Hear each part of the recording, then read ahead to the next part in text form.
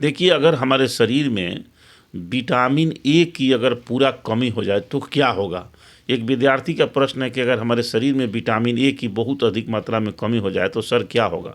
देखिए, सबसे पहला प्रभाव पड़ता है, जैसे ही हमारे शरीर में विटामिन ए की कमी होगा तो उसका सीधा प्रभाव हमारे नेत्र पर पड़ता है।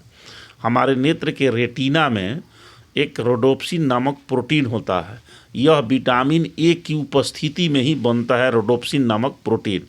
अभी रोडोप्सिन नामक प्रोटीन क्या करता है कि हमें कम लाइट में भी देखने की अनुभूति प्रदान करता है। तो अगर रोडोप्सिन नामक विटामिन ए की कमी होगा तो रोडोप्सिन नामक प्रोटीन नहीं बनेगा, कम बनेगा।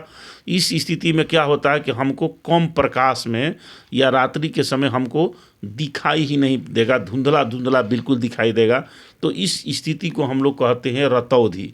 अगर यही स्थिति और आगे रहा, अगर विटामिन ए की और कमी बना रहा, तो अब क्या होगा कि रोडोप्सिन नामक प्रोटीन जो है नेत्र पर बने यानी रेटिना पर बने प्रतिबिंब की सूचना मस्तिष्क को देता है, तो वह मस्तिष्क को सूचना भी सही ढंग से नहीं देगा।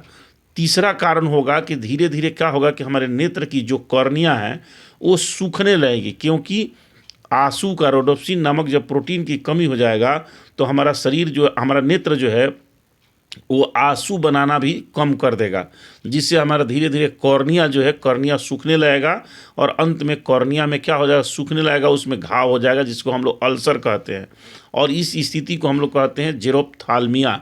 जीरोप्थाल्मिया कहते हैं जब हमारे नेत्र के आंसू जब सूख जाते हैं।